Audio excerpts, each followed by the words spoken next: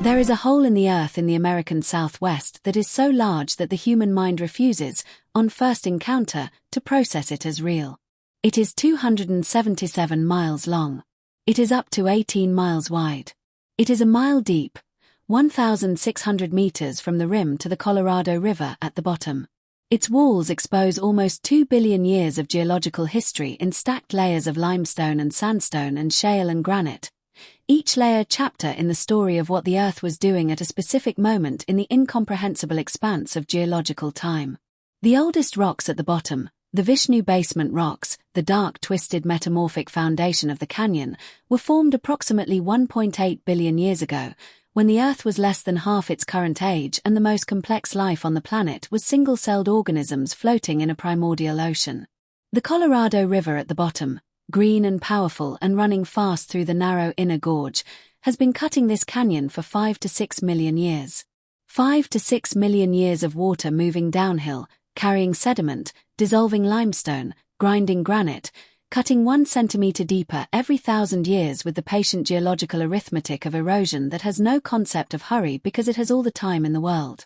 It is the Grand Canyon, the most spectacular geological feature on the surface of the Earth. The place where the planet's autobiography is written in stone so clearly that a child can read the chapters: the shallow sea layer, the desert dune layer, the river delta layer, the volcanic layer, stacked on top of each other in a sequence that tells the complete story of what happened here across 2 billion years of planetary history. And it was inhabited. For thousands of years before any European laid eyes on it, the Grand Canyon was home, or sacred site, or seasonal hunting ground, or agricultural landscape, or the specific complex combination of all of these that indigenous peoples develop across generations of relationship with a place, to some of the most sophisticated pre-Columbian cultures in North America. The story of the Grand Canyon's discovery, from the European perspective, the only perspective that uses the word discovery for something that was already thoroughly known to the people who lived there, is a story of multiple arrivals across 4 centuries, each one failing in its own specific way to understand what it was looking at. Before the combination of scientific inquiry and the specifically American tradition of landscape as national identity produced the understanding that eventually made the Grand Canyon one of the most protected and most celebrated natural landscapes on Earth. The oldest human presence in the Grand Canyon area goes back approximately 12,000 years, to the Paleo-Indian hunters of the late Pleistocene who followed the megafauna, the mammoths and the mastodons and the giant ground sloths and the horses that were native to North America before the end of the last ice age, across the Colorado Plateau. The evidence of their presence is preserved in the cave deposits of the canyon walls, split twig figurines made from willow twigs, bent into the shapes of deer and bighorn sheep and left in the caves of the inner canyon, possibly as hunting magic or as offerings, preserved by the specific dry heat of the canyon environment for 4,000 years.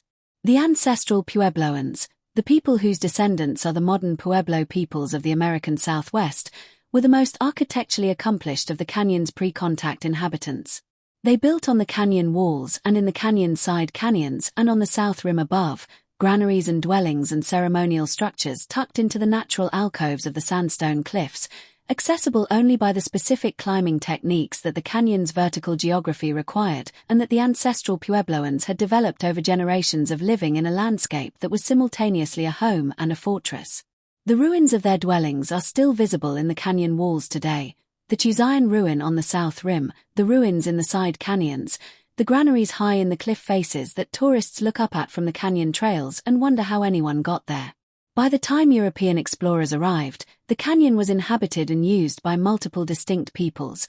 The Havasupai, whose village of Supai in the Havasu Canyon on the western canyon wall is still occupied today and is the most remote community in the contiguous United States, accessible only by helicopter or by a 10-mile trail down the canyon. The Hualapai, whose territory included the western end of the canyon. The Navajo, whose land bordered the canyon to the east. The Hopi, whose villages on the mesas above the south rim had a specific ceremonial relationship to the canyon that extended to regular salt-gathering expeditions down to the natural salt deposits in the inner canyon. The southern Paiute, whose territory included portions of the north rim. All of them knew the canyon. All of them had specific knowledge, of the trails down into the canyon, of the springs and the water sources in the canyon walls, of the river crossings, of the ecological resources at different elevation levels, of the spiritual significance of specific features. The canyon was not a mystery or a barrier to them. It was a place they lived and worked and worshipped in, with the specific intimacy of communities that have been in relationship with a landscape for generations. The first European to see the Grand Canyon was Garcia López de Cardenas, a Spanish conquistador in the expedition of Francisco Vázquez de Coronado, who was marching across the American Southwest in 1540 in search of the mythical 7 cities of gold that indigenous informants had described to the Spanish with enough geographical detail to motivate a major expedition and enough specificity to mislead it comprehensively. Cardenas was sent west from the Coronado expedition's main base with a small party, guided by Hopi men who knew exactly where they were going, in response to reports of a great river to the west. He reached the south rim of the Grand Canyon in September 1540, becoming the first European to stand on the rim and look down into the canyon, the first European to confront the specific visual experience of a hole in the earth so large that the scale refuses to register. His response was entirely characteristic of his specific cultural moment and his specific practical priorities. He was a conquistador. He was looking for gold and water and passage. He looked into the canyon and saw an obstacle, a barrier between him and the river whose water his expedition needed, a vast geological feature that had no commercial value and no passage through it that he could find. He sent 3 of his best climbers down into the canyon to try to reach the river. They descended approximately a third of the way before turning back, reporting that the boulders that looked like man-height from the rim were in reality taller than the Great Tower of Seville, an observation that was the first European record of the specific perceptual illusion that the canyon produces in everyone who stands on its rim. They spent 3 days looking for a way down to the river. They found none. Cardenas reported the canyon to Coronado as an impassable obstacle and a waterless waste and moved on. He had been the first European to see one of the greatest natural wonders on Earth, and he had spent 3 days trying to find a way around it. 236 years passed between Cardenas's visit and the next significant European encounter with the Grand Canyon. The Spanish colonial world in New Mexico and Arizona had no particular reason to engage with the canyon. It lay off the main travel routes, it contained no silver mines, it was defended by indigenous peoples who were not easily subdued, and the specific combination of distance and difficulty and aridity that characterized the Colorado Plateau made it unattractive to the settlement enterprise. A Franciscan missionary named Francisco Tomás Garcés reached the canyon in 1776, spending 5 days with the Havasupai in their canyon village and recording one of the most respectful early European accounts of a southwestern indigenous community. But his visit produced no lasting European engagement with the canyon. The American encounter with the Grand Canyon began in earnest in the 1820s and 1830s, when the mountain men and the fur trappers who were pushing into the American West in search of beaver pelts began encountering the Colorado River and its tributaries and the specific impossible landscape of canyons and plateaus and desert that the Colorado drainage created across the American Southwest. James Ohio Patty claimed to have traveled along the Colorado in 1826, though the specifics of his route are disputed. James Kleiman and other trappers encountered the canyon country in the same period. None of them were geographers, none of them were producing maps for public consumption, and the specific commercial purpose that motivated their western travel did not require or produce the systematic geographical documentation that exploration in the more formal sense generated. The first American military expedition to the Grand Canyon was the Ives Expedition of 1857 to 1858, commanded by Lieutenant Joseph Ives of the Army Corps of Topographical Engineers, sent to determine how far up the Colorado River a steamboat could navigate and to assess the military and commercial potential of the river route into the interior.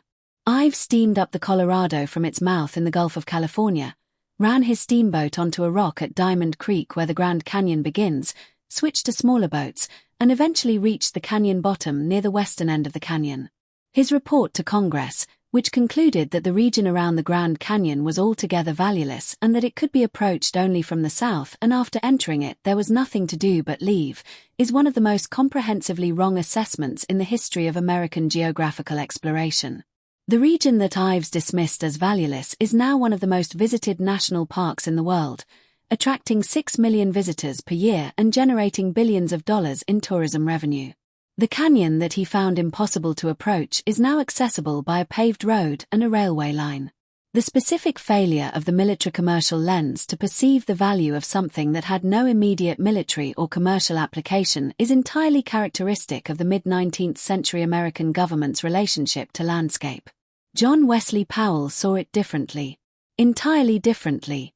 And Powell's vision of the Grand Canyon, the specific combination of scientific curiosity and personal courage and the particular quality of mind that could look at a geological feature on a scale beyond ordinary human experience and see in it not an obstacle or a waste but the most complete natural history lesson on Earth, changed everything. John Wesley Powell was born on March 24, 1834, in Mount Morris, New York, the son of a Methodist preacher of English origin, raised in the specific combination of religious seriousness and intellectual curiosity that the frontier Methodist tradition produced in its most capable children.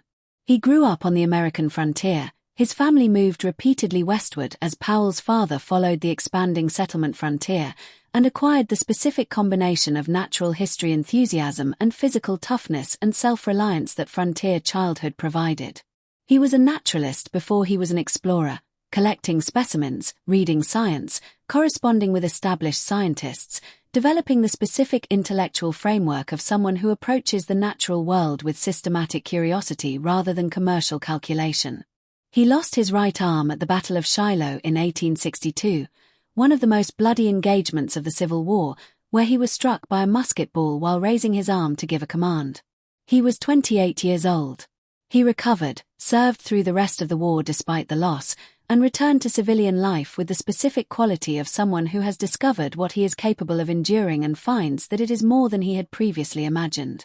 His pre-Canyon career established the intellectual and institutional foundations for the Great River Expedition.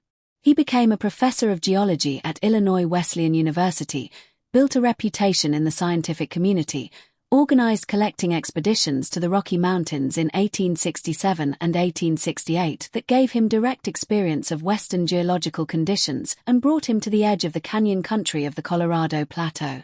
The 1869 expedition down the Colorado River through the Grand Canyon was the most daring act of geographical exploration in the history of the American West. No European or American had navigated the Colorado through the Grand Canyon. The river was unknown, the canyon was unknown, the rapids were unknown, the portages were unknown, and the specific danger of committing a small boat expedition to a river running through a mile-deep canyon with no possibility of exit except forward or back and very limited possibility of back was understood by Powell and his 9 companions with the specific clarity of people who had thought carefully about what they were doing and done it anyway. They launched 4 wooden boats from Green River Station in Wyoming on May 24, 1869. Powell in the Emma Dean, a small oak boat from which he directed the expedition from a special armchair mounted on deck, scanning ahead for rapids with his one arm braced against the motion of the water. The boats were heavy, poorly suited to the specific demands of whitewater navigation, and frequently swamped in the larger rapids, losing supplies and equipment and the specific psychological capital of people who are watching their food get eaten by the river.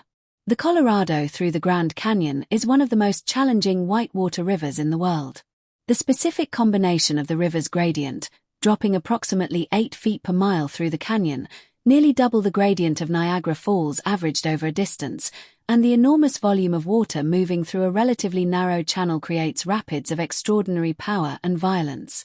Powell and his companions ran some of them, the smaller ones, where the specific risk assessment of experienced rivermen concluded that the run was less dangerous than the portage. They portaged others, carrying the heavy boats along the rocky canyon floor while the river roared below.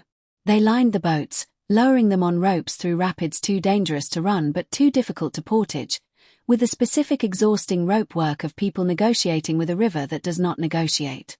3 men, Oramel Howland, his brother Seneca Howland, and William Dunn, left the expedition at a point they called Separation Rapid, convinced that the final section of the canyon was too dangerous to run and that the only survival option was to climb out of the canyon and walk to the nearest Mormon settlement. Powell chose to continue.